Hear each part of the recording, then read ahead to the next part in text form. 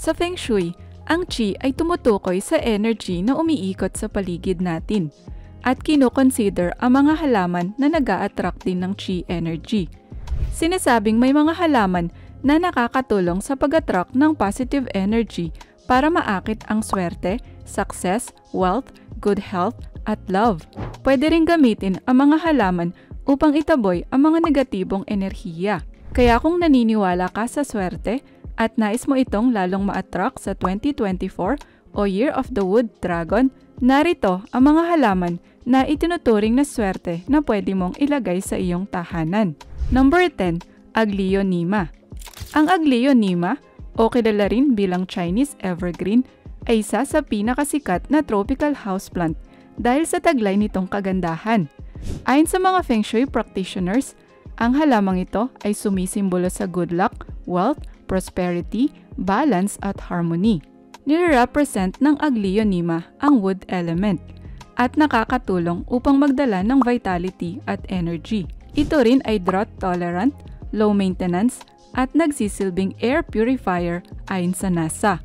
Maganda rin itong ilagay sa silangang bahagi ng iyong tahanan o opisina upang maakit ang swerte. Number 9. Rosemary. Ang rosemary ay traditional na ginagamit sa Chinese cuisine. Ito ay isang Mediterranean plant na kilala bilang luck enhancer at energy cleanser. Bukod sa makulay nitong mga bulaklak, ang dahon ng rosemary ay swerte rin. Ayon sa Feng Shui, ang spring green ay swerteng kulay sa 2024 Year of the Wood Dragon. Pinopromote nito ang masiglang katawan at isip, pati na rin ang pagbabago at pagtutulungan. Ang halamang ito ay sumisimbolo sa protection, wisdom, health, at recovery. Pwede rin itong itanim sa hardin o ilagay sa loob ng bahay. Ito ay pinaniniwalaang nagdadala ng kapayapaan at kasaganahan. Ang rosemary ay nagdadala rin ng swerte dahil sa taglay nitong magagandang bulaklak at kaaya-ayang amoy na may hahalintulad sa eucalyptus o mint. Drought tolerant din ang rosemary, kaya madali itong alagaan. Number 8. Basil. Ang basil ay isa sa pinaka-popular at paboritong halaman ng marami tuwing Chinese New Year. Ito ay isang culinary herb na madalas ginagamit sa stir-fried dishes. Ang paglalagay ng basil sa pitaka ay pinaniniwalaang nagdadala ng swerte sa pera. Ayon sa Feng Shui, ang basil ay isa sa mga halaman na may pinakamalaking kapasidad na magdala ng kasaganahan. Kung itatanim ito sa paligid ng bahay, ang basil ay makakatulong upang itaboy ang masamang enerhiya. Dahil ito ay kabilang sa wood element, ang basil ay sumisimbolo sa growth at prosperity. Pinopromote nito ang abundance, expansion, at nourishment. Konektado rin ang basil sa mabuting kalusugan at mataas na vitality. Low maintenance at versatile rin ang basil. Swak sa mga first time mag-aalaga ng halaman. By the way, please subscribe to our channel at sabay-sabay nating tuklasin ang mga benefits at side effects ng iba't ibang klase ng halaman. Kami ay nag-a-upload ng video tuwing Tuesday at 6 p.m. Moving on sa number 7, rubber plant. Ang rubber plant o Ficus elastica ay isang natural air purifier plant na pinaniniwalaang nakaka-attract ng positive energy, prosperity, at happiness. Ayon sa Feng Shui, ang dahon ng rubber plant ay may pagkakahawig sa coins na katumbas ng kayamanan. Ito ay magandang ilagay sa sulok o wealth corner ng iyong tahanan para maakit ang swerte sa 2024. Kung naghahanap ka ng low-maintenance indoor plant, ang rubber plant ay best option dahil kailangan lang nito ng indirect sunlight at tubig every 1 to 2 weeks. Number 6. Lucky bamboo. Ayon sa Feng Shui at Chinese culture, kung makatanggap ka ng lucky bamboo bilang regalo, ito ay sumisimbolo ng good luck, wealth, prosperity, at happiness. Kilala ng mga Chinese bilang Fuguezu. Ang ibig sabihin ng halamang ito ay luck, fortune, power, at honor. Pinoprotektahan din ng halamang ito ang iyong tahanan sa pamamagitan ng pagtaboy sa mga negatibong enerhiya. In Chinese tradition, pinaniniwalaan na ang kahalagahan ng lucky bamboo ay base sa bilang ng tangkay nito. Ang lucky bamboo na may 2 tangkay ay sumisimbolo sa pag-ibig. Kung ito ay may 3 tangkay, ito ay kumakatawan sa happiness, wealth at long life. Ang 5 tangkay naman ay kumakatawan sa aspeto ng buhay na nakakaapekto sa kayamanan. Kung ang Lucky Bamboo ay may 6 na tangkay, ito ay sumisimbolo sa swerte at kayamanan. Samantala, ang Lucky Bamboo na may 8 tangkay ay sumisimbolo sa paglago, good luck sa 9 na tangkay, at perfection sa 10 tangkay. Strong blessing naman ang ibig sabihin ng Lucky Bamboo na may 21 tangkay. However, ang Lucky Bamboo na may 4 na tangkay ay dapat iwasan. Ang number 4 ay kino-consider na malas dahil katunog nito ang Chinese word na death. Number 5, Peace Lily. Dahil sa taglay nitong mga eleganting puting bulaklak, ang Peace Lily ay naiuugnay sa simbolo ng purity, peace at prosperity. Ito ay isa sa pinakaswerte at must-have indoor plant sa taong 2024 na pinaniniwalaang nagko-convert ng negative to positive energies. Ayon sa Feng Shui, dapat ilagay ang Peace Lily sa silangan o timog silangang bintana ng iyong bahay. Ang dahon ng Peace Lily ay nakaka-attract ng kayamanan at ang bulaklak nito ay nagdadala ng good luck. Ito rin ay isa sa best air purifying plants na nagdadala ng good health. Number 4, Golden Pothos. Kilala rin bilang isang klase ng money plant, ang Golden Pothos ay madalas isinasabit dahil sa lazy nature nito.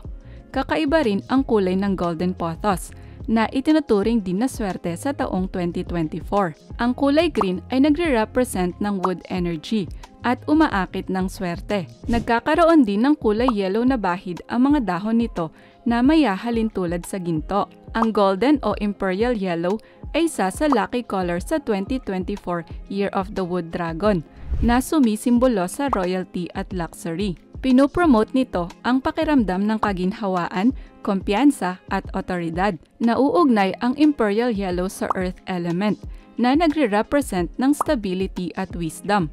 Maliban sa pagiging versatile at powerful, ang imperial yellow ay nagbibigay din ng sense of safety at security. Kaya ang paglalagay ng Golden Pothos sa iyong tahanan ay sinasabing makakatulong upang mabawasan ang anxiety, stress at negative thoughts.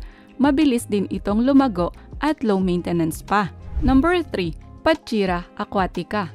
Kung swerte ang pag-uusapan, ang Pachira aquatica ay swak na dekorasyon para sa iyong bahay.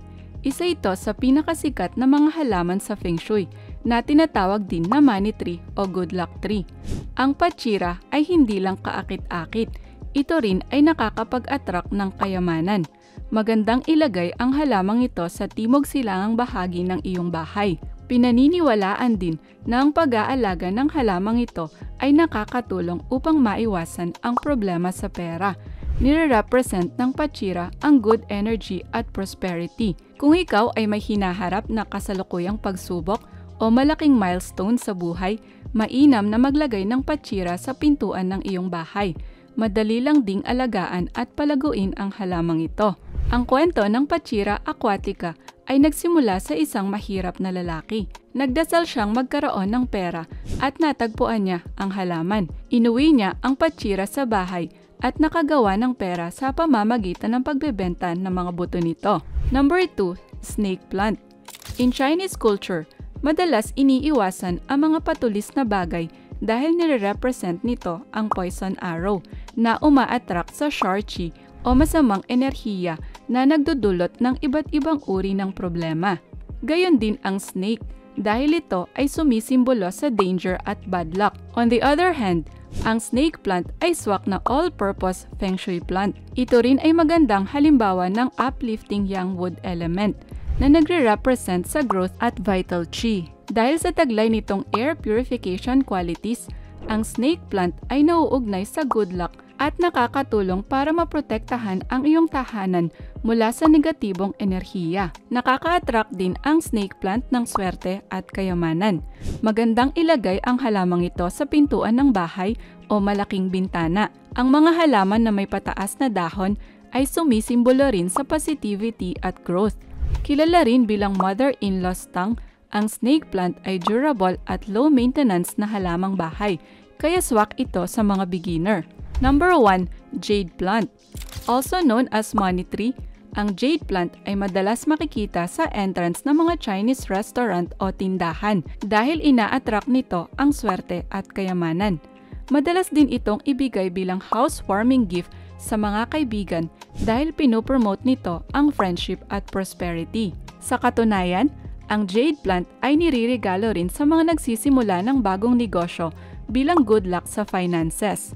Ang flowering jade plant naman ay sumisimbolo sa growth at prosperity. In general, ang pinakasikat na feng shui plant ay ang mga halaman na may bilog, hugis puso, makapal at mukhang succulent na mga dahon.